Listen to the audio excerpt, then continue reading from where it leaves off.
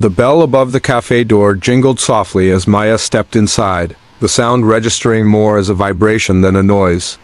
She felt it through the faint tremor in the air, a small shift in pressure that her body recognized even if her ears could not. It was one of the many ways she had learned to interpret the world through movement, expression, rhythm, and instinct rather than sound. The cafe was warm, crowded, and alive with motion. Steam curled upward from silver machines behind the counter, fogging the air in soft bursts. Baristas moved quickly, their bodies leaning and twisting in a practiced dance. Customers clustered near small round tables, some bent over laptops, others animated in conversation, their mouths moving rapidly, laughter flashing across their faces. Maya paused just inside the door, she always did. Not because she was indecisive, but because she needed a moment to orient herself to read the room. Her eyes swept across the space, picking up details that others rarely noticed. The way people's shoulders rose and fell, the direction of their gazes, the flicker of impatience in a tapping foot, the exaggerated lip movements of someone telling a story. To Maya, this wasn't just observation, it was survival. She adjusted the strap of her bag across her shoulder and took a slow breath, grounding herself. She had been to this cafe before. Twice, maybe 3 times. Each visit had ended the same way. Her coffee warm in her hands, her body tense, her chest tight with the familiar exhaustion that came from navigating a world that was not built with her in mind. Ordering coffee should have been simple. For most people, it was an automatic act barely worth remembering. Walk in, speak, pay, wait. A ritual so small it disappeared into the background of daily life. For Maya, it was never small, it was a negotiation.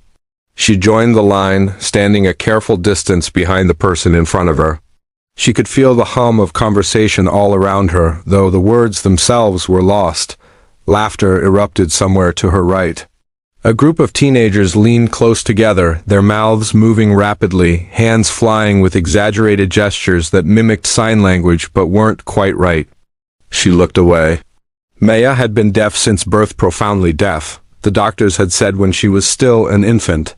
Their mouths forming words her parents would later have to explain to her through notes and tears and slow, careful signs. American Sign Language was her first language, the one that came naturally, the one that felt like home. English came later, learned through reading, writing, and years of patient instruction. She could speak technically.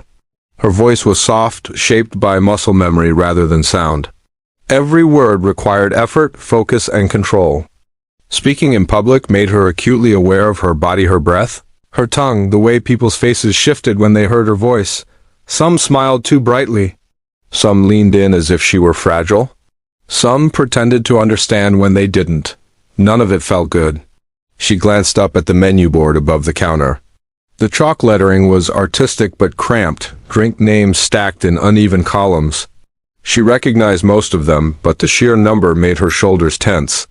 People ahead of her stepped forward easily, rattling off their orders without looking up. Maya rehearsed hers silently. Medium latte, oat milk, no sugar? She repeated it in her head again and again like a mantra. Her fingers flexed slightly at her sides, itching to sign, even though there was no one to sign to. The line moved forward.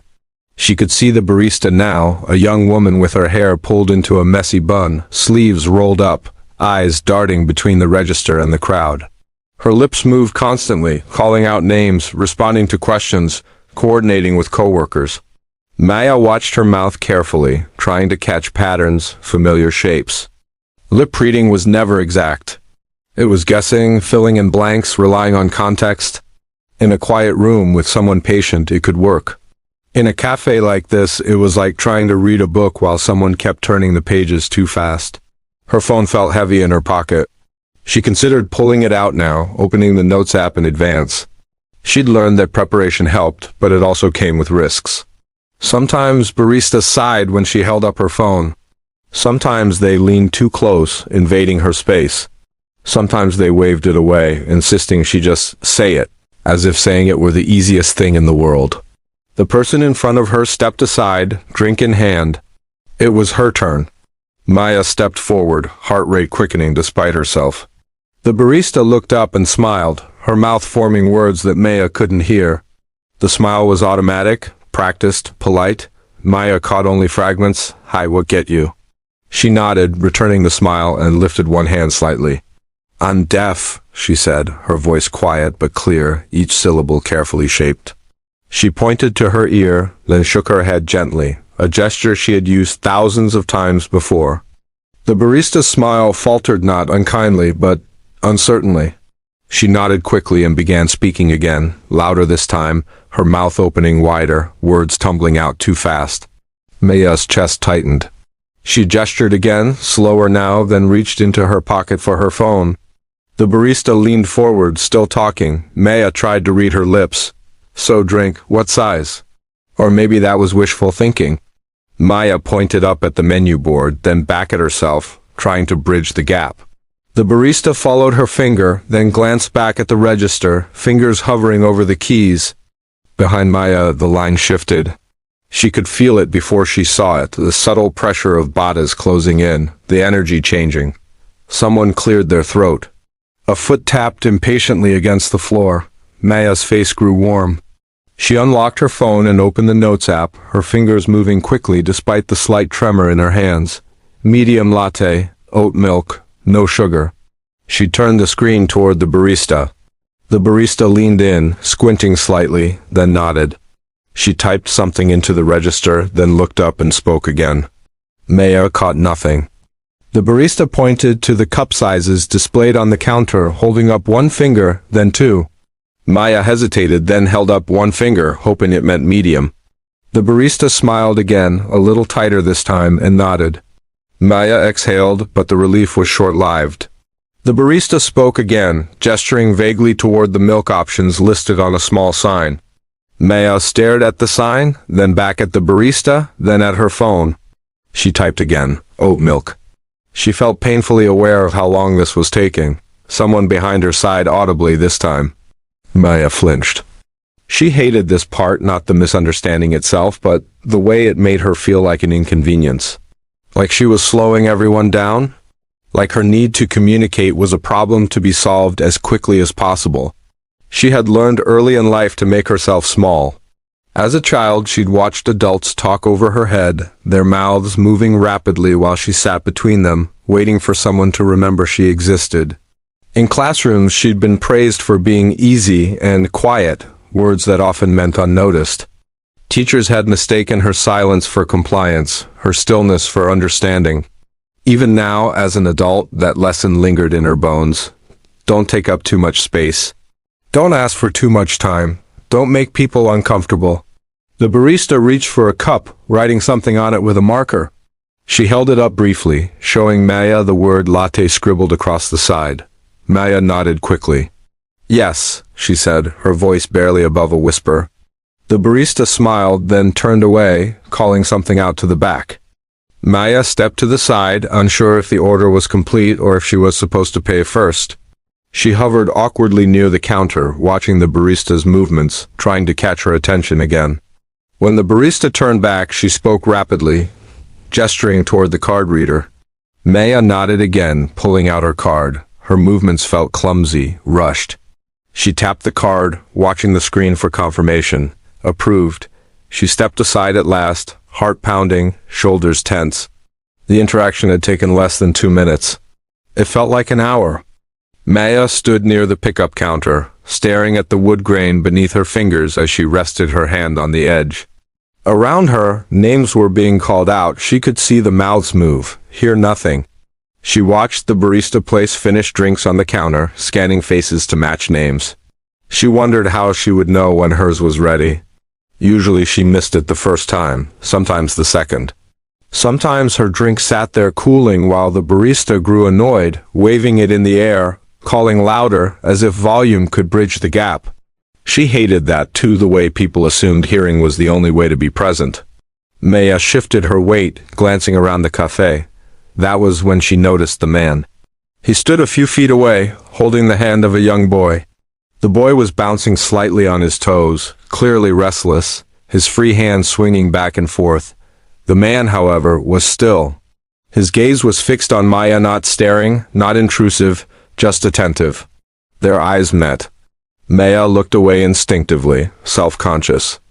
She assumed, as she always did, that he was watching because she had been awkward, because she had taken too long, because she was different. She told herself not to care. But a moment later, she felt it again, that sense of being observed, not with irritation, but with curiosity. She looked back. The man gave a small, reassuring nod. Maya frowned slightly, confused. She turned away again, focusing on the counter, on the cups lined up in a neat row. Her hands trembled faintly at her sides. She told herself it was over now. The hardest part was done. She didn't yet know that the moment she had been bracing herself through the lonely, exhausting part was about to change.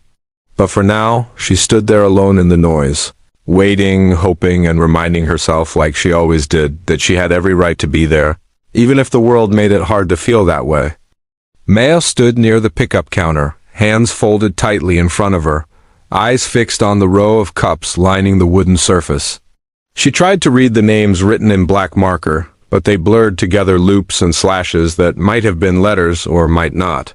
She didn't recognize her own name anywhere. She waited. Waiting was something she knew well. In waiting rooms, in classrooms, in conversations that moved too fast for her to follow. Waiting had become second nature, a posture she slipped into without thinking, still, alert, braced. The barista placed another drink on the counter and called out a name. Maya watched the barista's mouth carefully, trying to catch it, but the word slipped past her before she could piece it together. A woman stepped forward immediately and took the cup. Maya's shoulders tightened. She checked the counter again, nothing. She glanced at the barista, but the woman was already turned away. Calling something else to a coworker, her attention pulled in 3 directions at once. Maya hesitated, unsure whether to interrupt. She didn't want to wave her hands or tap the counter. She didn't want to draw attention. She told herself to be patient. But patience, she had learned, was often confused with invisibility. A few feet behind her, the line shifted again. More people had come in, their coats brushing against each other, their movements filling the space. The cafe felt smaller now, louder in its own way. Maya could feel the vibrations of footsteps through the floor, the thud of the espresso machine, the sharp clack of cups being stacked. She was acutely aware of her own body, how she stood, where she placed her feet, how much space she occupied. She adjusted her bag again, a nervous habit, and glanced toward the door, considering, just for a moment, whether it would be easier to leave. She'd done that before. Left without her order, told herself it didn't matter. Pretended she hadn't wanted the coffee that badly anyway, but today she stayed. She didn't know why. Maybe she was tired of retreating. Maybe she was simply stubborn. Or maybe on some quiet level she was hoping, without really admitting it, that something would be different. She felt it before she saw it. A subtle shift in the air, the sense of someone stepping closer. Maya turned slightly. The man she had noticed earlier was standing beside her now, closer than before, but still respectful of her space. He held the hand of the little boy, who had stopped bouncing and was now watching Maya with open curiosity. The man's expression was calm, thoughtful, as if he had been considering something carefully.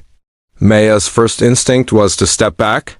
She braced herself for the familiar possibilities, a question she couldn't hear, an offer of help delivered too loudly, too slowly, with exaggerated gestures, or worse, a well-meaning but clumsy attempt to speak for her rather than with her. She kept her face neutral. Then the man raised his hands, not abruptly, not dramatically, just enough to bring them into her line of sight. His fingers moved. At first, Maya didn't process it. Her brain stalled, unable to reconcile what her eyes were seeing with what she expected to see. Then the shapes clicked into place. Hello? Do you need help? The world seemed to tilt. Maya stared at his hands, her breath catching somewhere between her chest and her throat. For a heartbeat, she wondered if exhaustion was playing tricks on her, if she had imagined the signs, filled in the shapes because she wanted them to be there. But then he signed again, slower, clearer, his movements deliberate. I know sign language. Something in Maya's chest loosened so suddenly it almost hurt. Her eyes stung. She hadn't realized how tense she'd been until that moment, how tightly she'd been holding herself together, how much energy it took to stand there pretending she was fine. Her hands lifted almost on their own. Yes, thank you.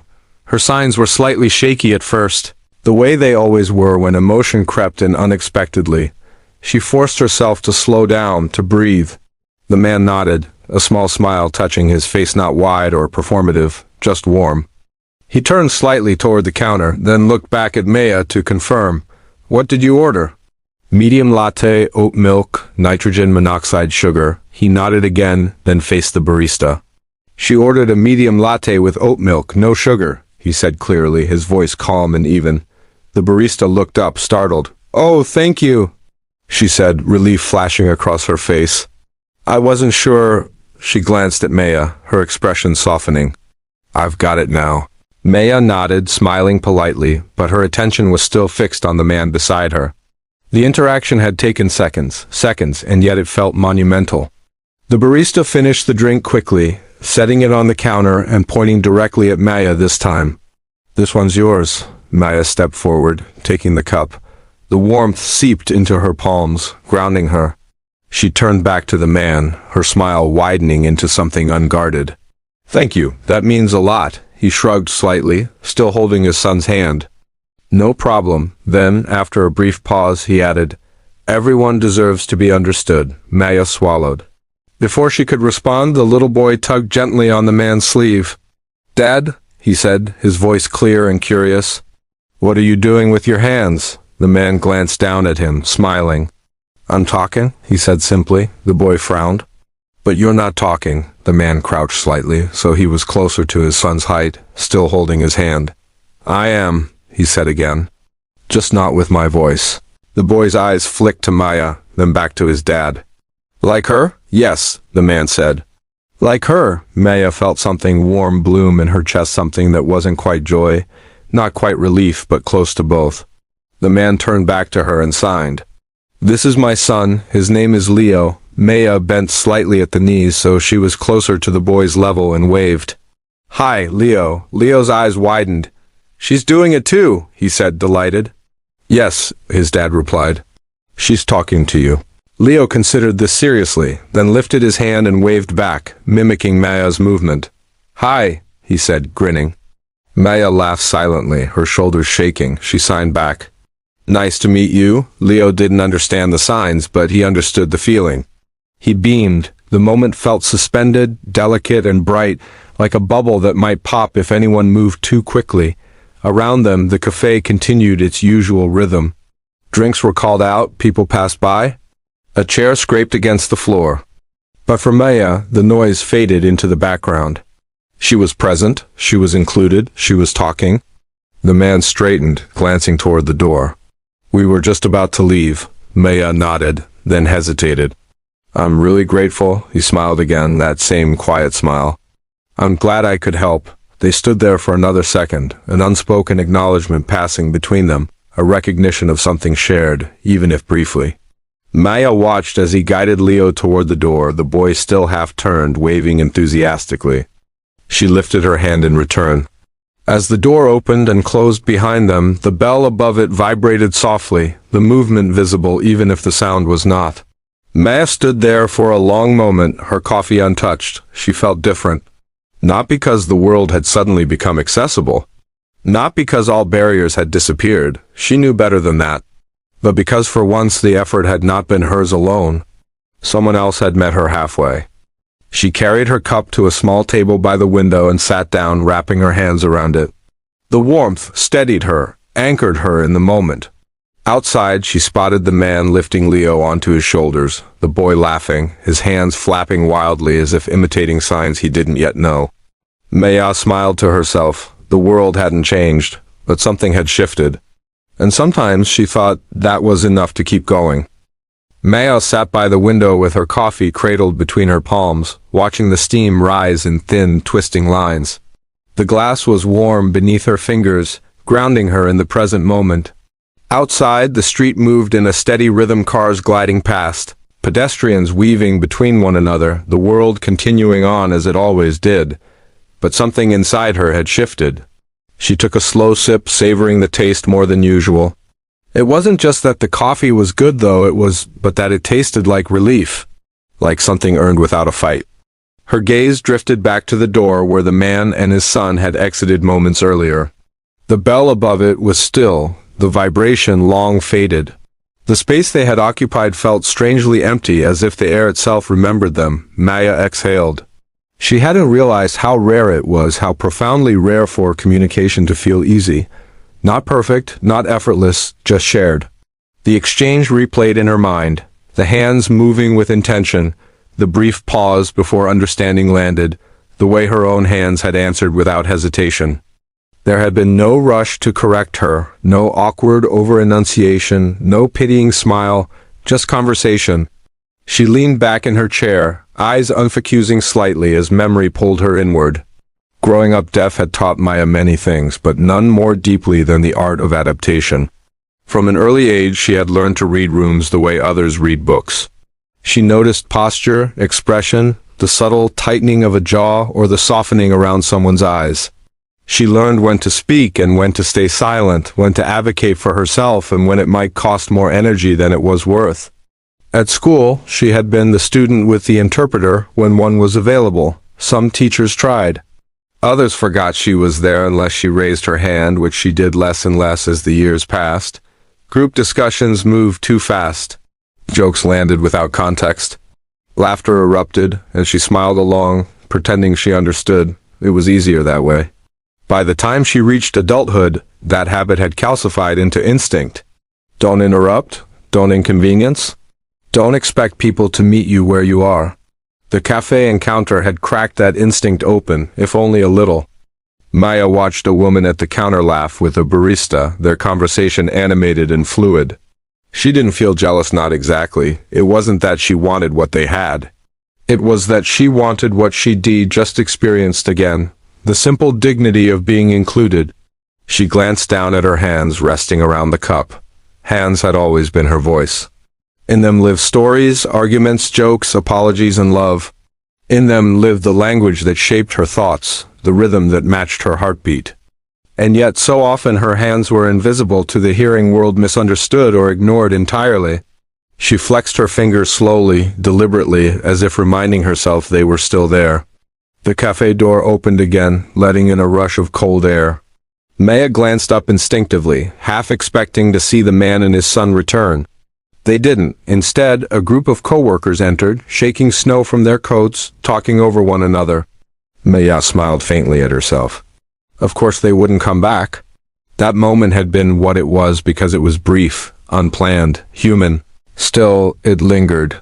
She sipped her coffee again and allowed herself, for once, to sit with the feeling rather than brushing it aside. The warmth in her chest wasn't fragile, it was steady, resilient.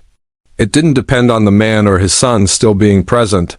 It existed because something had happened that reminded her of who she was when she wasn't bracing herself. She thought of Leo's wide-eyed curiosity, the way he'd copied her wave without hesitation. Children, she knew, hadn't yet learned which differences to fear. They accepted first and questioned later, if at all. She wondered what Leo would remember from today. Maybe nothing. Maybe only that his dad had talked with his hands and it had felt normal. Maybe that would matter someday. Maya hoped it would. She finished her coffee slowly, not wanting the moment to end too quickly. When the cup was empty, she traced the rim absently, then stood and slipped on her coat. As she made her way toward the door, she felt lighter than when she'd arrived. Not because the world had changed, but because she had been reminded that connection was still possible. Outside, the cold air bit gently at her cheeks. She pulled her scarf tighter and began walking toward the bus stop, her boots crunching softly against the pavement. She could feel the vibration of passing cars through the ground, a familiar sensation that anchored her. As she walked, her thoughts drifted not to the struggle at the counter, but to the moment of recognition. The instant when the man's hands had moved and her brain had caught up, when surprise had blossomed into understanding. She had been seen, not stared at. Not singled out, seen. Maya stopped at the crosswalk, watching the signal change. People gathered around her, shifting impatiently, glancing at their phones. When the light changed, the group surged forward and she moved with them, part of the flow rather than outside it. She thought about how often deaf people were expected to adapt to lip read, to write, to speak, to apologize for needing clarity. Accessibility, when it existed, was often treated as a courtesy rather than a right. What had happened in the cafe hadn't been accessibility in a formal sense. It hadn't involved policies or accommodations. It had been something simpler and, in many ways, more powerful: willingness. Someone had noticed. Someone had stepped in not to rescue her, but to communicate with her. That distinction mattered. At the bus stop, Maya took out her phone and opened a message thread with her friend Lena, who was also deaf. She hesitated for a moment, then began typing. "Something good happened today," she wrote. "A stranger signed to me at a cafe. Helped me order. It was nice." She paused, then added, "I didn't realize how much I needed that." She slipped the phone back into her pocket as the bus approached, feeling its vibration before she saw it. When it stopped, she stepped aboard and took a seat near the window, watching the city slide by. Her reflection stared back at her faintly in the glass-dark eyes, thoughtful, softer than they had been earlier. She smiled at herself. The bus ride home gave her time she rarely took to reflect on how many moments like today she might have missed by withdrawing too quickly. How many opportunities for connection she'd dismissed as unlikely or unsafe. She wasn't naive. She knew the world would still be difficult tomorrow. She would still encounter confusion, impatience, and silence that wasn't chosen. But she also knew now, with fresh certainty, that kindness could appear without warning. That mattered. When she got off at her stop, the sky had begun to darken, the city lights flickering on one by one. She walked the familiar road to her apartment, nodding to a neighbor she passed in the hallway. Inside, she set her bag down and shrugged off her coat, the quiet of her space wrapping around her like a blanket. She stood there for a moment, letting the stillness settle. Then, almost without thinking, she lifted her hands and signed to the empty room. Today was hard, today was good. The words hung in the air, visible only to her but real all the same. She made dinner, moving through the motions with ease, her thoughts calmer than they had been in weeks. Later, she curled up on the couch with a book, though she read only a few pages before setting it aside. Her mind kept returning not to the struggle, but to the shift. It occurred to her that moments like this were often framed as extraordinary. Stories shared online, labeled inspirational. But what struck her most was how ordinary it should have been. Communication, respect, a willingness to try. None of it required heroism, just attention. As the evening wore on, Maya prepared for bed, brushing her teeth, tying her hair back. She caught her reflection again in the mirror and paused. "You did good today," she murmured softly, the words more for herself than anyone else.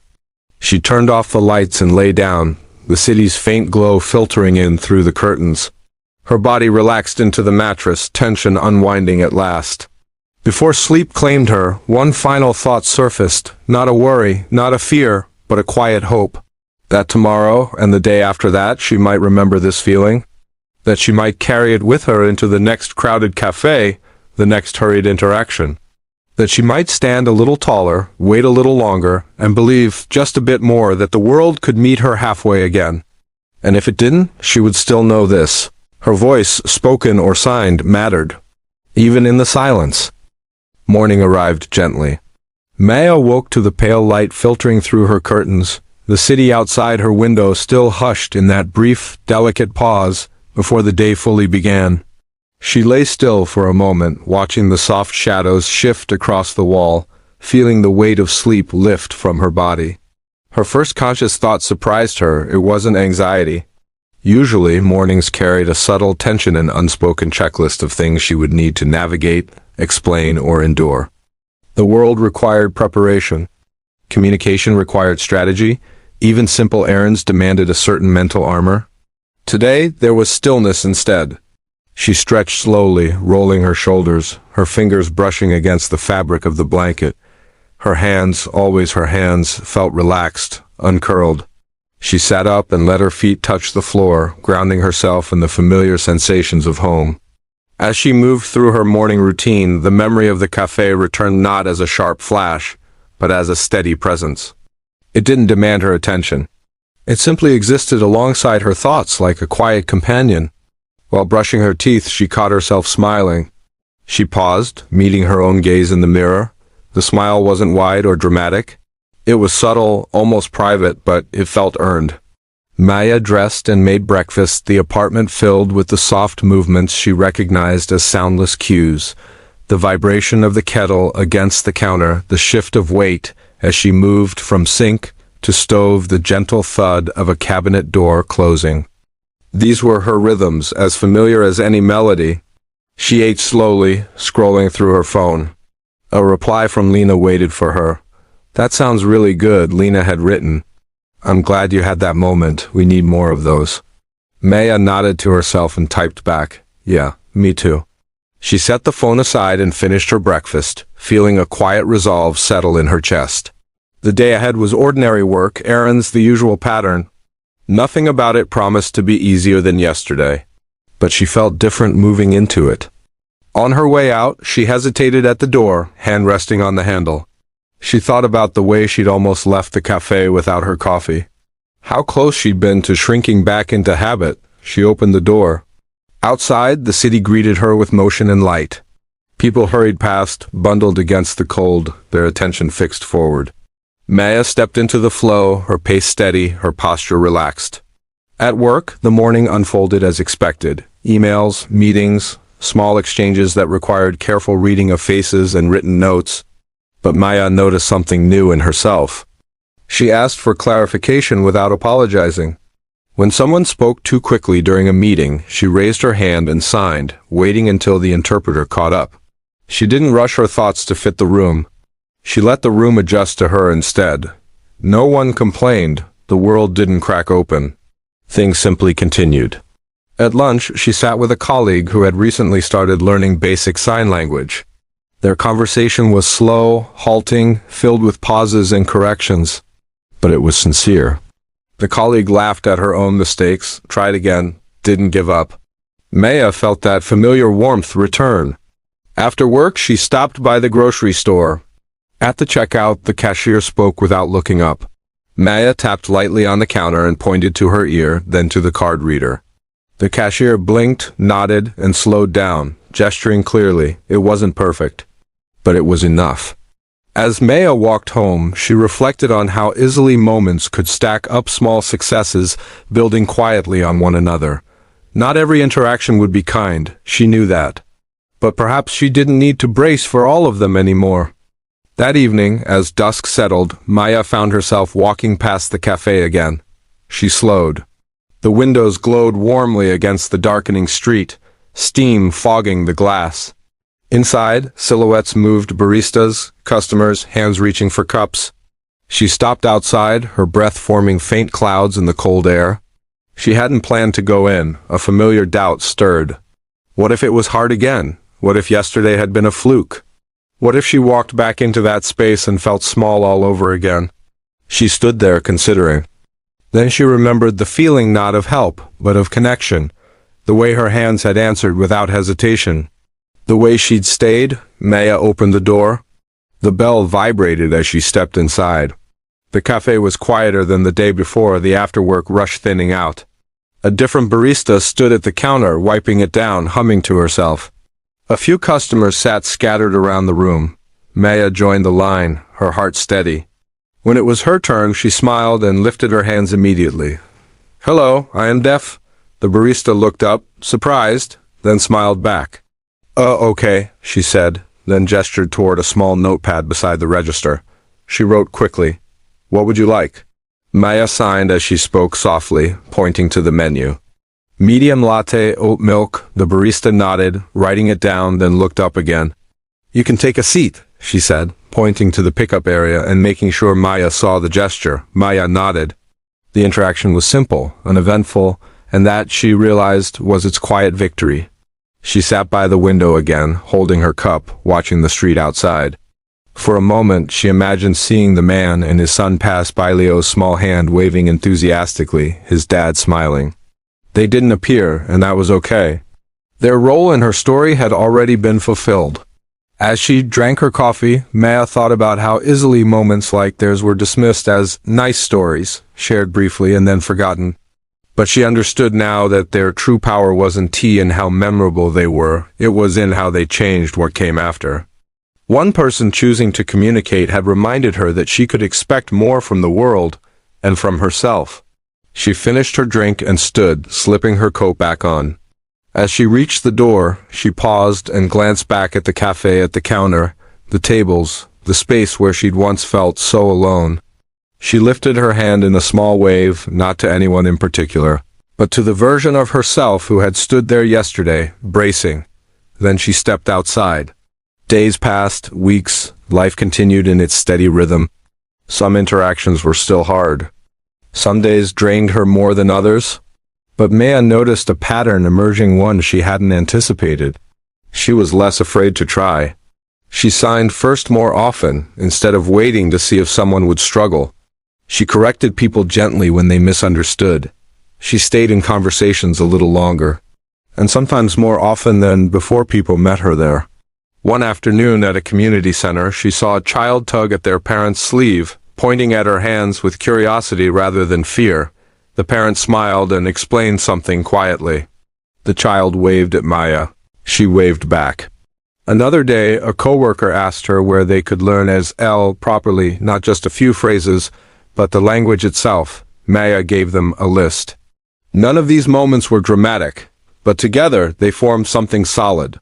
One evening, months later, Maya attended a local event for deaf and hard-of-hearing adults. The room buzzed with motion, hands flying, faces expressive, laughter visible everywhere. It was a space where she never had to explain herself. As she chatted with a group near the refreshment table, someone mentioned a man who volunteered at a nearby school, teaching basic sign language to hearing children. A single dad, the person added casually. Really committed. Maya's heart skipped, not sharply, not painfully, just enough to register recognition. She smiled, saying nothing. She didn't need to know more. What mattered was that the ripples continued. Later that night, walking home under a sky dusted with stars, Maya felt a deep sense of rightness settle over her. Not happiness in the loud, overwhelming sense, but contentment, alignment. She had always known the world wouldn't change overnight. Accessibility was a process. Understanding took time. But she also knew now that change didn't always announce itself. Sometimes it arrived quietly. In a cafe, in a lifted pair of hands, in the space between being seen and being understood. Maya stopped at her apartment door, keys in hand, and took one last look at the city around her, the lights, the movement, the endless conversations unfolding without her hearing them. She no longer felt excluded from them. She was part of the world, just as she was. She opened the door and stepped inside, closing it softly behind her. And in the silence that followed, she felt something unmistakable: belonging.